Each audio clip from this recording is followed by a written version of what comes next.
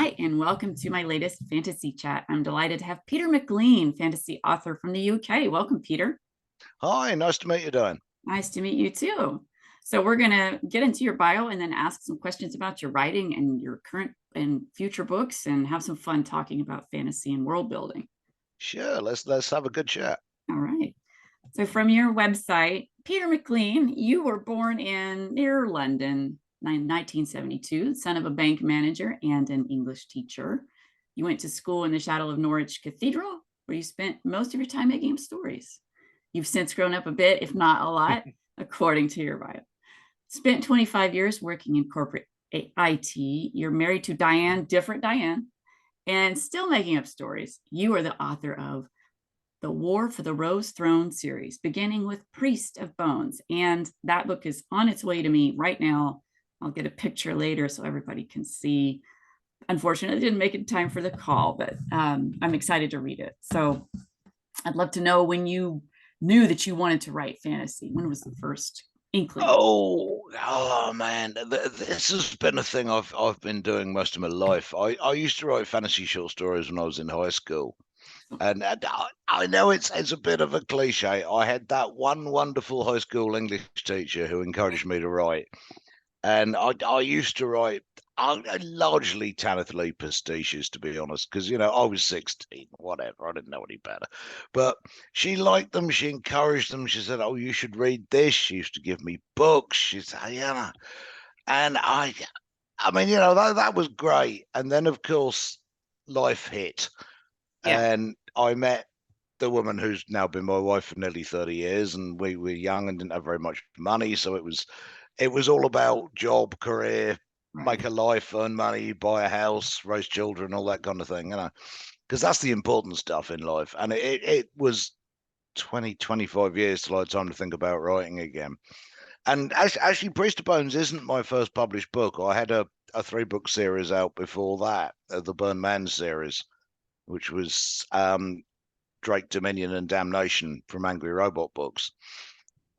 So they came out first, but yeah, I mean, originally it was my absolute adoration of Tanith Lee and Stephen King and James Herbert and all the kind of stuff I grew up reading. Yeah, Great. I mean, yeah, my dad was a huge fan of Asimov and Arthur C. Clarke, so I grew up in a very bookish sci-fi kind of house. My mum loved Anne McCaffrey and it's a bit unfortunate now, Marion Zimmer Bradley, but we won't go into that. But yeah, no, nobody knew in those days, did they? So it is what it is. But I grew up around the SFF genre, and I wrote Priest of Bones. I left one corporate career at Hewlett Packard on a very good package. I'd been there a long time, and I took 18 months off, and I wrote Priest of Bones and Priest of Lies, and that's how I got an agent. I didn't have an agent with the first 3 books. Yeah. I got into Angry Robot through their open door unagented, and Great. well, that was a ride to tell you in itself. Yeah. Absolutely, how did this happen? But I it get it. did. Yeah. That was Yeah, kind of yeah, what yeah. happened with me. I had 2 book deals through other press, and then I got the agent after that. And Uh-huh. Yeah, yeah. Exactly the same thing. Yeah. I mean, I'm now with Jenny Gollerboy at oh, she's great. DMLA, Donald Miles. Yeah, no, Jenny's wonderful. Yeah. She really, really, really is. She's been an absolute champion in my books, Fantastic. and I love her to bits. She's a lovely lady, but she is so fierce in business as well, which Well, is what you want in an agent. yes, I it is I a business, know right? she has got my corner in Right. any discussions, any business deal. Jenny's my cornerman. She really, really is. Fantastic. Wonderful. Yeah. So yeah, much the same entry route you had, I think, by the sounds of it. Yeah, and it's kind of uncanny. You're talking about how, you had been writing in your teens and then had the encouraging teacher, and then life happened. Same Yeah. exact situation for me. It was Uh-huh. decades later that I came back. So it's kind of a relief to know I'm not the only one. And our listeners might be in the same situation where they had this dream from their youth and didn't realize it, but it's possible that we can, right? So Yeah, talk a little absolutely. bit about that later, because that kind of feeds into how do you get everything done, right? But first, before we do that, you talked a bit about some of your influence in fantasy. in books, and I wondered if, if you had any others to name in books or films or shows that influenced you as well. Oh yeah, I mean, I grew up. Well, I used to read a lot of horror. I mean, I don't know about in the Awesome. States, but in the 80s, horror was half the bookshop. I mean, now these days you're lucky if it's one shelf. But Yeah. I grew up on Stephen King and James Herbert, Sean Hudson, Graham Masterson, all this sort of thing. And you just don't see it anymore. I mean, I think horror's making a It resurgence. There's is. my friend Katrina Ward, Oh, she's who awesome. she is awesome. Yeah, yeah. Oh, I'm glad you know her. Her books are phenomenal. But Yeah. you think that this is new wave horror? It's Right. not the same kind of horror that we grew up reading when it was mutant animal eats people. You figure out a way to kill mutant animal, which I enjoyed well enough when I was 14, 15. But Cat is like it's the same kind of thing Shirley Jackson did back in the 60s, where you're scared before you know what you're even Oh, scared yeah. of. Do you know what I mean? I And love that. yeah, I love that. It's that whole gothic creeping dread thing. I Yes. absolutely love it. Same. So yeah, I love that kind of thing. But I mean, growing up, I read Michael Moorcock, Yeah. most of it. I mean, well, probably not most of it because the bloke wrote I don't know how many A books, but bazillion books I for read a lot of it anyway. And yeah. yeah, and like I say Tanith Lee, a flat Earth cycle, the birth grave, all that kind of thing. King's Eyes of the Dragon. Awesome. Oh, I think the first fantasy series I read after Lord of the Rings, which obviously I read when I was very young because that's what there was Sword of Shannara, Terry Oh yeah. Brooks. Good stuff. Yeah, because again, I mean, we're talking it was 1983. That's basically what there Oh, was. I Do you know. know what I mean? Yeah. Fantasy was a tiny genre then, and it's just watching it just explode ever since has been amazing. It really, really has, and Yes. I just I loved I it. love that. Yeah. Yeah, Same. I love that, and I mean, it's a huge thing now. I mean, especially since I mean, yeah, there was a there was a Wheel of Time TV show, but we don't talk about that. But I mean, since Game of Thrones was just such a massive hit, Right. that's got people who really would never have entertained the idea of fantasy into the genre. But my other love has always been gangster movies. You Groovy. know, The Godfather. I Yes. watched that when I was basically far too young to be watching The Same. Godfather. You know, Yep. and oh God, what's the other one? Goodfellas. God, And what then a fun movie. yeah. And then Piggy Blinders hit TV, and then Oh, I delicious. found Casino and all this sort of Yep. thing. And I thought these are my two favorite things. Yeah, your 1930s gangsters with Tommy guns and Yeah. trilbies and all that kind of thing going on. And swords and horses fantasies. Like I mean, where they're not really very nice guys, like Glenn Cook's Black Company, that kind of thing. Sell sword kind of people. Yeah, badass mercenary bastards. And I Love thought, mercenary what? fantasy stories. Yeah, so do I. What happens if I ram the two together? These are my Oh yeah. two favorite things. I'm going to ram them together and see what happens. And that's kind of where Priest of Bones came from. Oh, I can't wait. Yeah, it's a complete meshing of gangster tropes and fantasy tropes, On but and I mean it's very low fantasy. You'll not be finding any dragons or orcs or anything. There's just it's still fantasy. swords and horses and a little bit of magic. Yeah, Right on. That sounds fantastic, and I'm very ready for it because I love all those things. excellent, excellent. I'll And tell you where it came from. I don't know if you know Joe Abercrombie's work. yeah, but I haven't read much. It's been a long time. Oh, okay. He wrote. I was well. My favorite one of his is called Best Served Cold. It's a standalone revenge story. But there's a side character in that who isn't even much to do with the plot called Shanked, and he's this magical assassin who does well. He's an eater. For those who've read them will know what that means. He's a very naughty boy. But anyway, there's a bit he raids a fantasy opium den, and he goes into like bullet time like they do in the Matrix because that's his magic power, and basically just butchers everyone. But it's run by this guy who's basically a fantasy gang lord drug dealer, and I can't remember what the character's name was because he's only on the page. He's only in the book 2 pages, and then he's dead. But I was just like, I want to write about you. I Yeah, want to write your life. You right. are a fantasy gangster. And Yeah. this is basically where I mean, I've read a lot of reviews of Priest of Bones that says it's just Peaky Blinders with swords. And I was like, no, Mhm. that's not even where it came from. It came from this guy. Yeah. It really, really did. I was like, I Yes. want to write about you. So, well, no, I thought I want to read about you, but I couldn't because he was dead in 2 pages. So I thought, well, I'll write it myself then. That's kind of, yeah, that's what I've been doing. It's like, hey man, uh-huh. I really wanted more of that. Can I have more of that? Oh, I Yeah, gotta write it, exactly. you know? And that's where we are. I'm a huge believer in write the book you want to read. You know? Yes. Yep. Yeah, Same. yeah.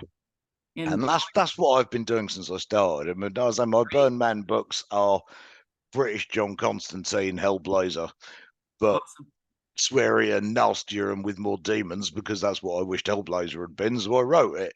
And the Priest series is fantasy gangster thrillers because I wanted to read one, couldn't find any, so I wrote them. You know what I mean? Oh, well, you're gonna have a bunch of new fans after this, I bet. Because this is Awesome. everything. So, well, that's rad. So, like, you work in IT, but like, is there anything in your background that you've kind of woven into your writing? Not really. I mean, I did martial arts for a long time when I was young. I'm a black sash in Wudang Taoist Kung Fu, but I Great. don't put that in what I write because I mean, my guys in my books are more medieval footmen. They're not even knights. You know, Right. they're conscript soldiers. You and the other 65,000 of you, you get a spear, you get an axe, you get a dagger. We point you that way, and you're probably all going to die. Off you go. Do you know what I mean? There's not a lot of skill involved in it. So not really. I mean, probably more in my earlier books. I say the Burn Man books are very, very magical. The guy Don Drake, the main character, is a diabolist, and he practices what's basically goetic magic, which I do know a bit about. But I mean, obviously, that's very dry Renaissance theoretical philosophical stuff. So you've got to zhuzh it up to make it interesting, and they are fantasy books. So you know, in the books, there's a lot of blood sacrifices and demons manifest physically and rip people's heads off and shit. But yeah, you know, the foundations come from the original historical texts. Yeah, Great. but yeah, how many people would know that and not just think this guy's entirely insane? I don't know. Now I really can't wait to read your book. Oh, I was on Twitter the other night because I am currently, believe it or not, and in complete contradiction to everything I've said so far, currently writing a children's book. I love that. Yeah, a middle grade for sort of 12 to 14-year-olds, just because I'm bored. I'm between contracts and I want to. Do you know what I mean? Yeah, I've got a Another middle another grade that another works thing I too. grew up on a lot was Diana Wynne Jones. I don't know if you've ever Oh, read love her. her. Oh yeah. Oh, I love her. You know, Howl's Moving Castle and Yeah, Chrestomanci and 8 Days of Luke and all that. And with a little bit of Narnia in it, that sort of, I mean, without all the Jesus line thing, because that's not really me, but that medieval children fantasy magic thing. And yeah, no, I mean, I had a whole thing on Twitter because I don't know anything about horses. I write swords and horses fantasy. And, you know, in general fantasy epics, they rode to blah, you know, and to chat, you know what I mean? But I got to the point in my whip where it matters that they're riding double on his horse and he can ride and she can't. I'm like, I have no idea how this works.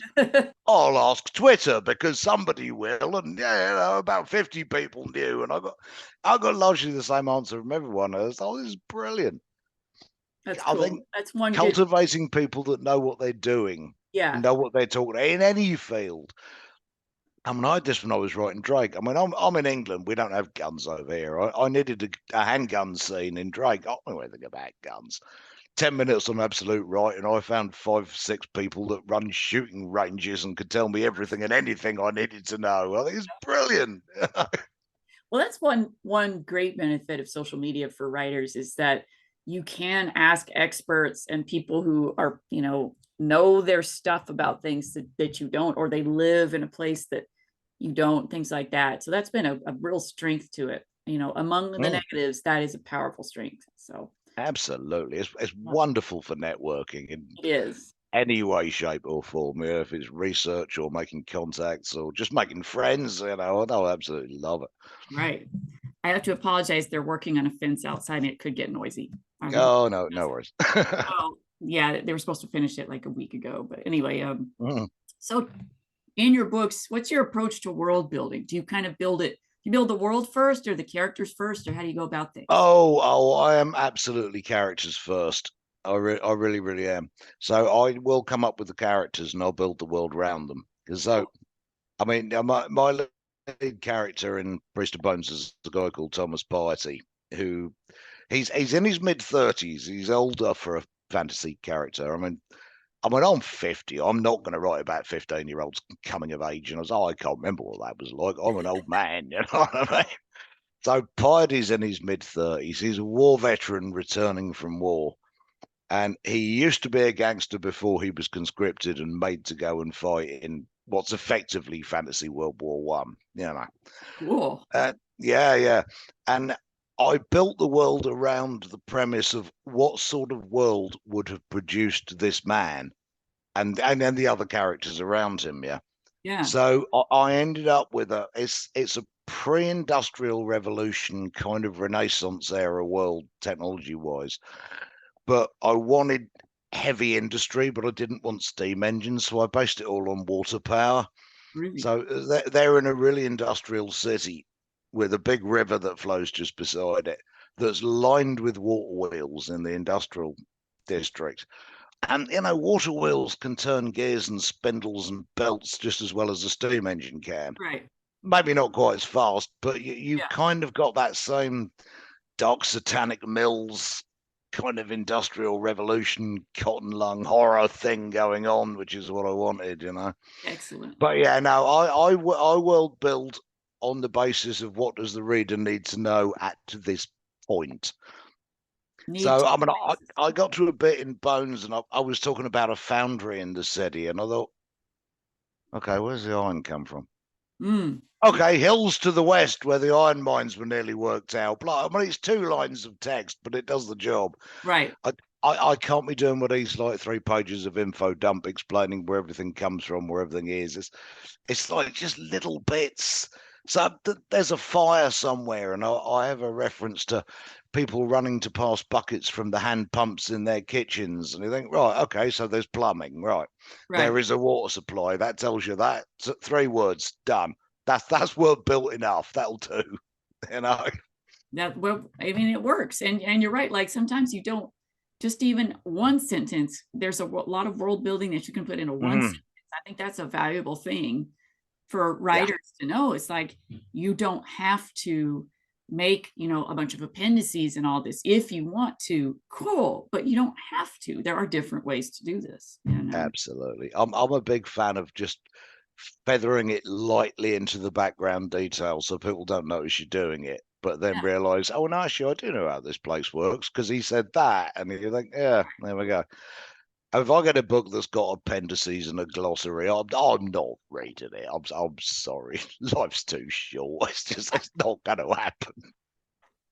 Put it in the narrative or it doesn't work. yeah. I mean, it's got to have a point, right? So Mhm. I like to think that in fantasy you have rules. If there's a magic system, do you think that you have rules like in your system? Oh, now I disagree with a lot of people on this. I'm violently allergic to magic systems. I have rules. I mean, this is why I was doing all the effort in the research in how far can an 11-year-old and a 13-year-old ride double on a palfrey for Right, 3 days. How far are they riding in a day? How far can a dragon fly in a day? I don't care. It's fantasy. I've never met a dragon. It doesn't matter. You tell right, me. But if you tell me how far a dragon can fly in a day, you stick to it. right. Yeah. I'm not having the Ravens at the end of Game of Thrones that suddenly went supersonic because the plot needed them to. Do you know what I mean? I'm not having that. No, that's Yeah, that don't work. it's like And the again, in yeah, sci-fi where the spaceships travel at the speed of plot, you know. yeah, exactly. I don't like that. If you establish a rule, you have to stick to it. But with magic, I'd rather you didn't, because that's what makes it magic for me. True. I mean, Never reveal your secret. yeah. If you, I mean, dear, I'm going to make enemies here. Uh-oh. I'm not a big fan of Brandon Sanderson. I will go on record with that. I've got nothing against the man personally, but I read the Mistborn books, and it's not magic. It's a physics lesson. Do you know what I mean? Everything was so endlessly explained, and this combined with that gives you the other. I'm like, no, this is chemistry, dude. This isn't magic. I'm like, all right, it's not chemistry that works here, but it works there. Yeah. What makes it magic? And yeah, I don't like that. I like magic to be weird, dangerous, Yeah. unknowable, Untamable. dangerous for the wielder as much, if not even more so for the recipient. Yeah, I mean, that's the magic in my books eats the magic users alive, basically. But while they're getting away with it, it's incredibly powerful, and I like that. well, it sounds like that would be a good sort of cautionary tale too, you know, something you can Mm. work with in the narrative. I mean, that's Exactly. Well, awesome. yeah, yeah. I mean, it's without wanting to sound ludicrously pretentious, it's kind of supposed to be a paradigm of the nuclear arms race, you know. And you think, well, Awesome. dear God, what have we unleashed here? Yeah. You know what I mean? Yeah, Yeah. that kind of thing. I like Yeah. that sort of opening of the seal kind of stories. Yeah, exactly that. Where you've Yeah, unleashed, you're like, uh-oh, you know, it's a Pandora's yeah. box or it's cracking open another world or something like that. I love stuff like that. Just because they could, they didn't stop to think if they should, you know. Mhm. That, yeah, Cautionary. love it. Yeah. Absolutely love it. So like what would you say are some themes in your book that, you know, you feel like really spoke to you that you wanted to get across? Oh, I think how you start out thinking you're doing the right thing. And you're, well, certainly talking to piety, he starts out, he thinks he's doing the right thing, or you think he thinks he's doing the right thing, because these books are first person. Okay. And he's not the most trustworthy man in the world. So you certainly start out thinking he's doing the right thing. He's all right. He's oh, you probably shouldn't have done that, dude. But you did it for a good reason. You're looking out for your people. You're looking after your streets, and you buy into it and you believe it. And it escalates, and he does something worse. But there's a bigger problem he's facing, and you think, yeah, okay, I don't really like it, man, but I can see why you had to do that, and I'm still rooting for you. And Mhm. we move on up, and it's for most readers I've heard feedback from, it's not till the last quarter of book 4 they've suddenly gone, oh God, Thomas, no.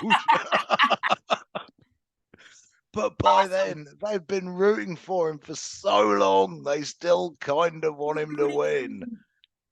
I mean, the guys are so. Well, he's a gangster. I mean, by Yeah. definition, he is a sociopath and a horrible, violent person.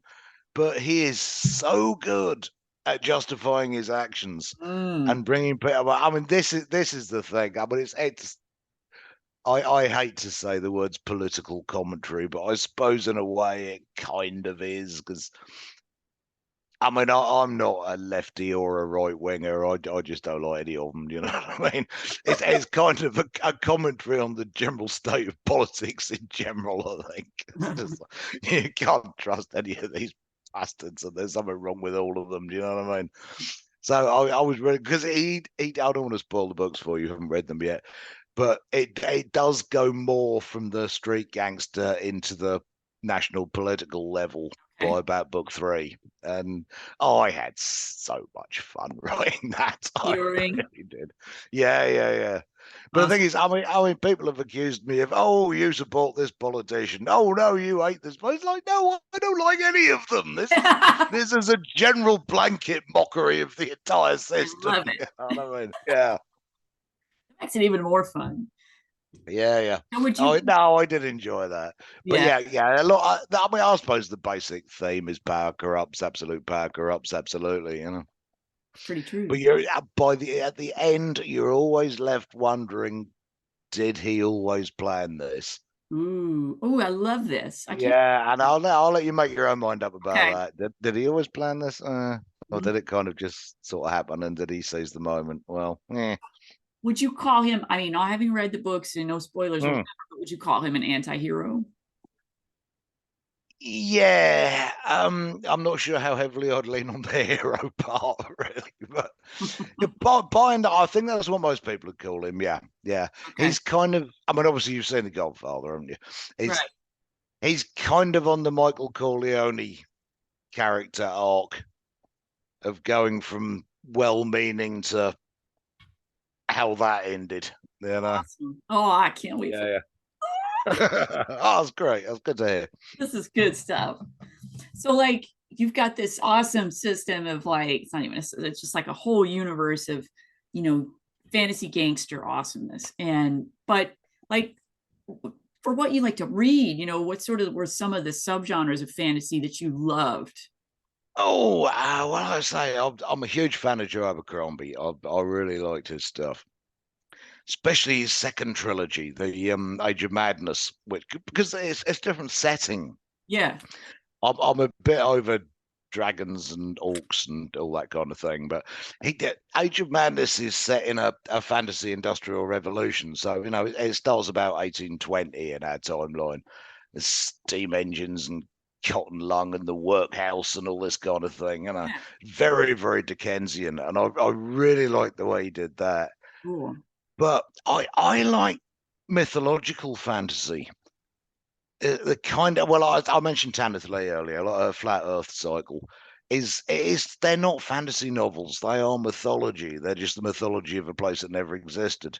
I love that. And my good friend Anna Smith Spark does that so well. You ought to try and get her on. She's absolutely Okay, I'm fascinating. writing her name down. Very, very intelligent, Yeah. very eloquent lady. I'm currently reading an arc of her new one, but she wrote the Empires of Dust trilogy, Oh, which is yeah. out from Orbit Books, Court of Broken Knives and so forth. And they, well, I mean, I called them black metal opera on Goodreads because that's about the closest thing I can come to. They are the mythology, the lost mythology of a dead world that never was. Awesome. They're like Homer from 5,000 years ago on the burnt out husk of a dead planet. They Okay, are I'm the in. I'm on it because I love mythology yeah. too. I almost minored in classics because Okay. my Okay. dad had this great mythology book. I have it now. He's passed away, Mhm. but I got his book that was from the 1950s, and I just absorbed it as a kid, and I loved everything like Clash of the Titans. I just like sucked it in, Oh yeah, and yeah, then yeah. anything Harryhausen, honestly. But I just really loved mythology, and I wrote mythology into my science fiction as part of the sci-fi Mhm. fantasy aspect. But I've loved kind of going back to that well, and I like the idea of putting mythology in a different place than what we've had on our world. It's such a cool concept. Definitely. Yeah. No, I did classics at well, what we call A level over here. It'd be finals Yeah. for you, I guess. So yeah. I mean, we did the Iliad and the Odyssey, and Aristophanes, and all this kind of stuff. Just I absolutely love it. But to take that and drop it into a fantasy world, but in the context that it doesn't read like it's happening now, it reads like it's their mythology. I think that's so clever. And Anna does it incredibly, incredibly well. Definitely getting Love her them. on here then. Other than that, I like some really. I mean, my fantasy is very much well. It could have been set in 1600 in England, but there might have been a wizard there. But I like really off the wall shit as well. I mean, Yeah. my friend R.J. Barker wrote the Tide Child trilogy with the bone ships. They are absolutely amazing, and his use of language is so clever. It's a completely alien world where there is no wood whatsoever, but they're sailing basically Napoleonic ships of the line, but they're made of dragon bone because they don't have any wood. I'm And in. Oh, it's so cleverly done because it's a completely matriarchal society. Awesome. And the captain is called the shipwife and all this kind of thing, and the villages are ruled by the woman who's born the most children because that's the mark of success. And just the words he has for things, you're thrown hopelessly into the deep end, and you just have to figure it out as you go along. As that, dude, the hell are you talking about? What does that mean? But after sort of 20, 30 pages of immersion, it all just starts to make sense. And I think that's such a talent. Oh He's God, really, yeah. really good with that kind of thing. I'm like I writing love it. all these names down while we're talking. Yeah. So fantastic. Okay, so we're going to get into the nuts and bolts of your writing here. And I'd Yeah, love okay. to know, when when you've got like a really good writing day, what's that like for you?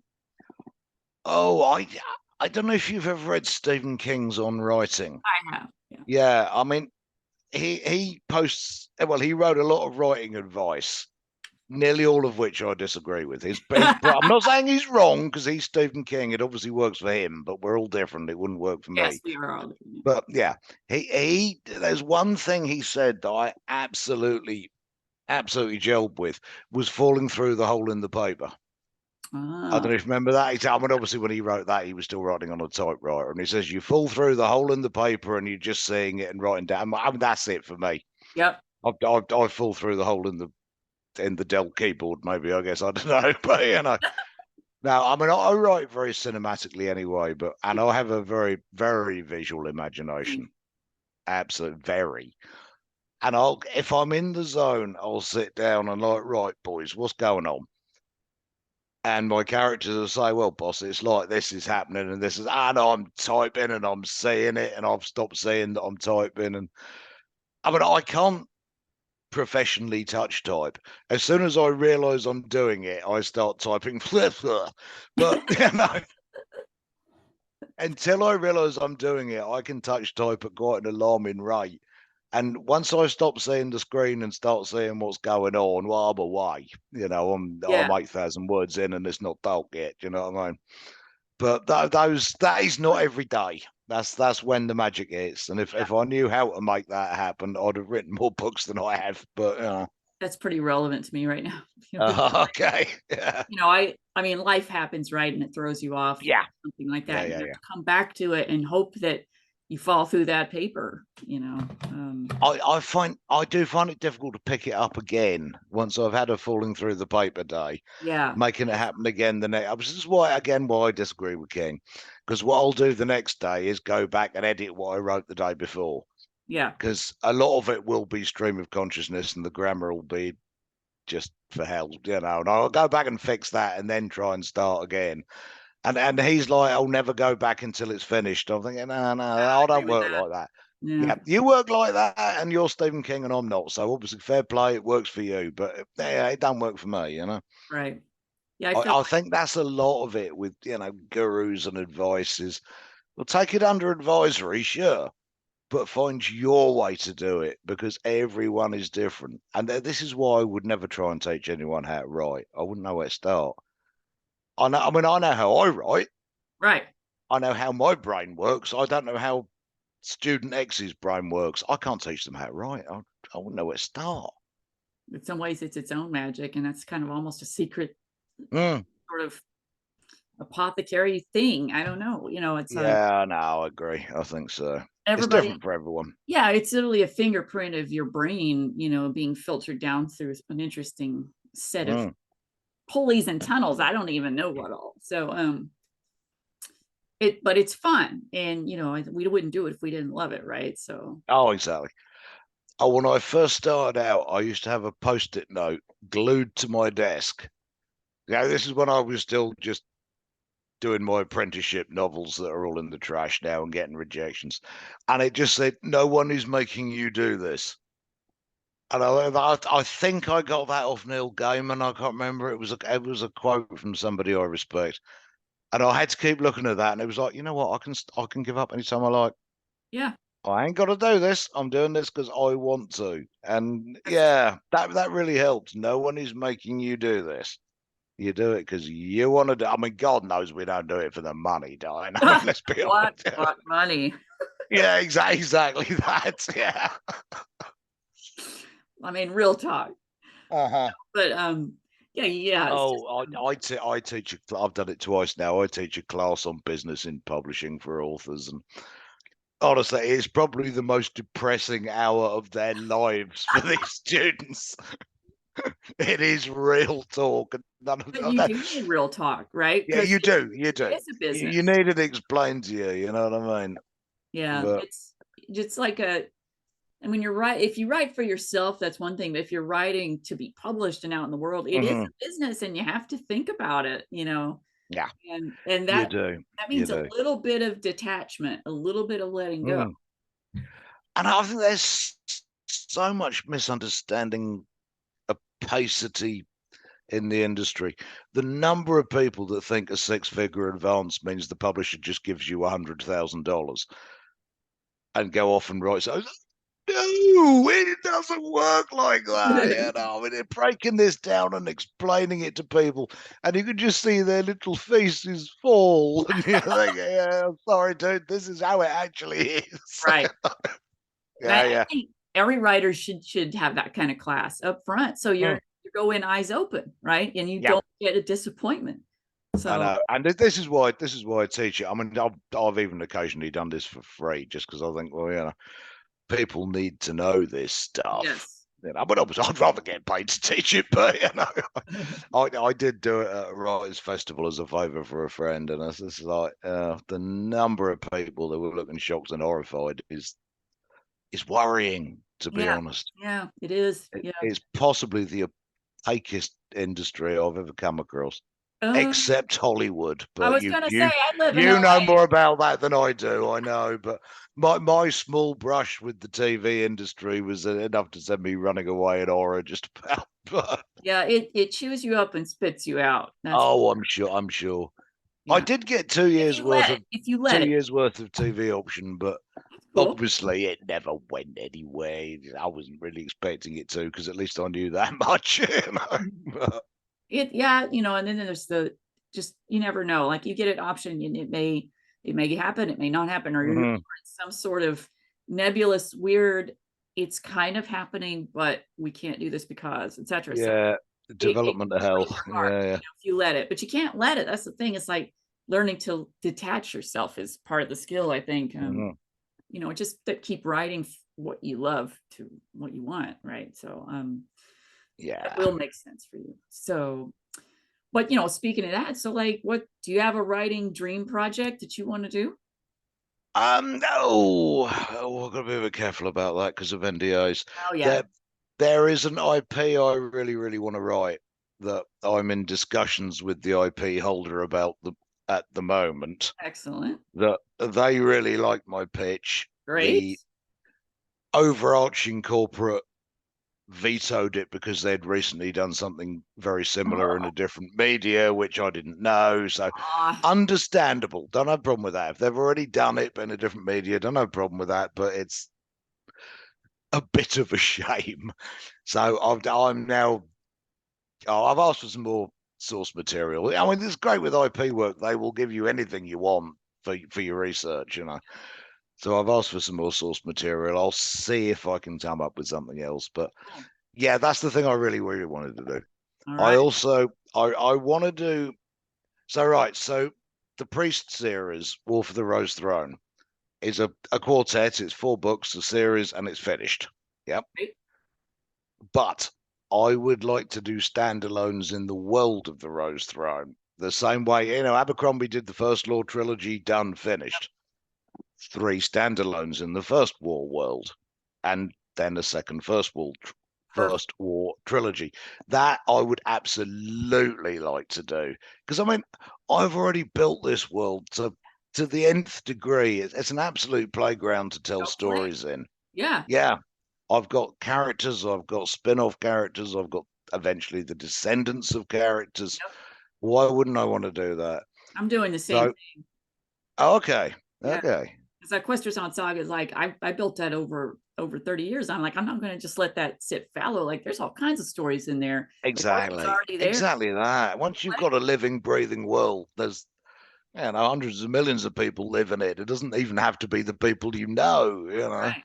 Yeah, yeah. No, no, I absolutely agree. We're on the same page with that one. So, like thinking about this awesome world that you built, I'm wondering, would you consider doing a role-playing game with it? Oh, I wouldn't really. I mean, yes, I'd consider licensing one. I wouldn't know how to write one. The last time I played a role playing game, it was Advanced Dungeons and Dragons second edition in about 1988. So Nice. I'm a little bit behind the curve with how RPGs work these days. But yeah, no, I used to like them when I was young. I'd be happy to license one. And I did have a video game inquiry for it as well, which I That's awesome. didn't. Yeah, it was from some Chinese company. It didn't go anywhere, but Uh, it was kind of like, you know, on the same basis that The Witcher is. You know, it was they more wanted the world and maybe one character and let's run right. with it rather than being a retelling of the story. Which I think, oh yeah, whatever. You know, you want to pay me to license Oh, I it, yeah, know, yeah, right? go for your life. You know what I mean? But no, that didn't go anywhere. But no, anything like that, I'd be up for, definitely. It'd be great. Cool.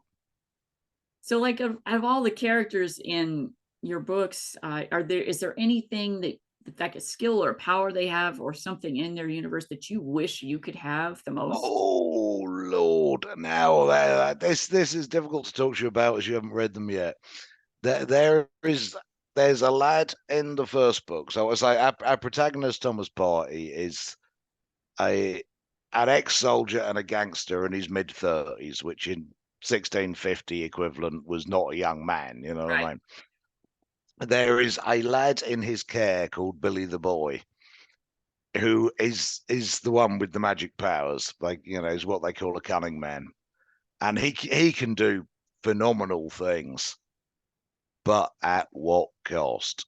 Oh, yes, back to the consequences. Yeah. Yeah, and nobody understands the cunning, not even those who have it.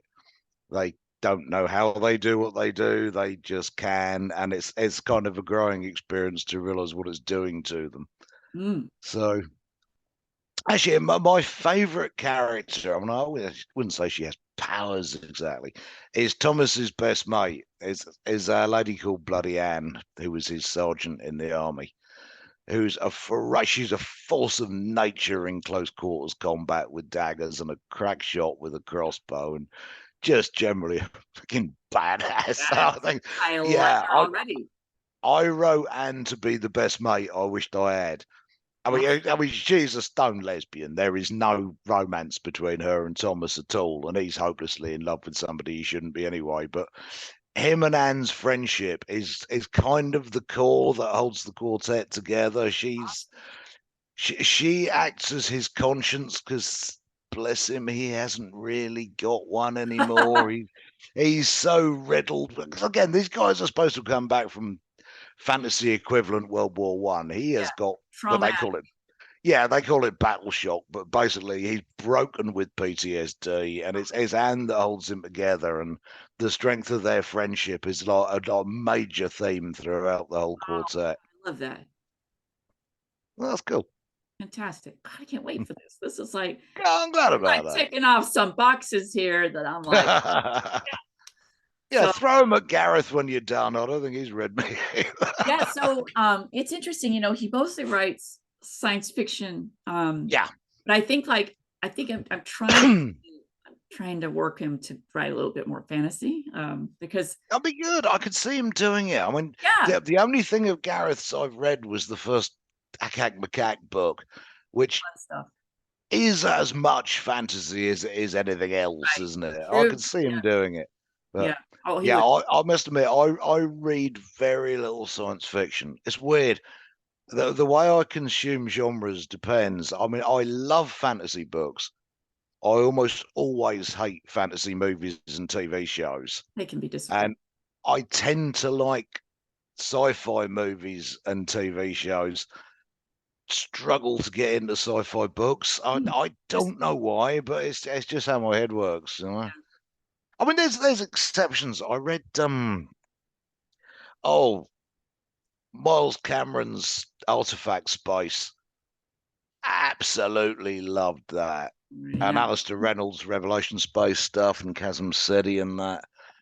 which I mean, these are things. Well, certainly Chasm City is basically unfilmable, but it's a really, really cool book. But I mean, I never got into like Star Wars novels or anything like that. It's like, oh, I'll watch them. Well, I don't watch the movies anymore since they Disneyed it. But I used to like them. But You like that sort of yeah, gritty world? Do you like to play in a gritty world more than a sleek one? Would you say? Sounds yeah, oh, absolutely. This is why I like Al Reynolds' stuff. It was. I can't remember whose blurb it was on the back of Chasm City. They described it as something like gonzo cyber goth space opera, and it just is. It's very almost William Gibson-esque, but space opera. So it's like, yeah, we've got no faster than light because that's fantasy, basically. So they are all plausible equals and light huggers, just sublight interstellar ships. But in a society where everybody is reliant on nanotech implants, and then something poisons the nanotech, and mm, absolutely everything goes to crap shit. You know what I mean? yeah. And the guys that have set out from shiny utopia, and it's taken them 5 years, and it's been 50 years elapsed time because of redshift, get to where they're going, and they're like, "What happened?" Yeah. You know, buildings are melting, people are shambling and drooling because their nanotech brain implants are eating them, and all this kind of thing. Awesome. It's so well done. Really recommend them. Yeah, that's a I play a little bit with the sci-fi fantasy I got coming out later this year. That sort of, Oh yeah. you know, tech from our time run amok in the future. So Mm, it's a fun one because I love it when things don't go as planned. mm. So Oh yeah, definitely.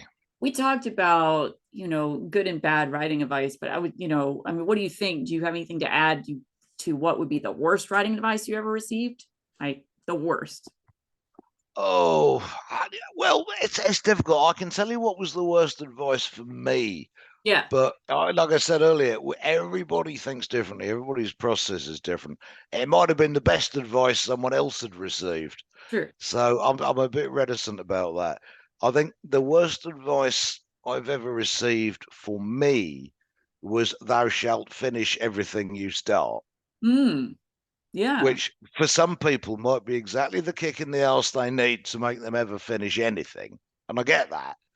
For me, if I get about 10,000 words into something, I know if it flies or not. And yeah. if I'm looking at it and thinking, actually this is crap, this ain't going anywhere. Why would I spend the time to write another 80,000 words just so I can say I finished it? No, that's dumb. I wouldn't do that. But for somebody that never gets past the first 10,000 words of anything because they lack the confidence, then it's probably really good advice. So, yeah, Yeah, mileage may vary on that one, I think. right. Well, okay, so if you had the best advice from your perspective to give to someone starting out, what would that be? Write what you want to read. Definitely. Boom. Don't chase industry trends God, because by the time you've spotted one, it's over. over. Yeah. Yeah. Oh, yes. Today's New York Times best-selling bang-on trend book was bought 3 years ago. By the time you've written it and sold it, it's sold out. I mean, Yeah. everyone who started writing vampire books when Twilight came out, they didn't sell them, did they? Do you know? They just didn't.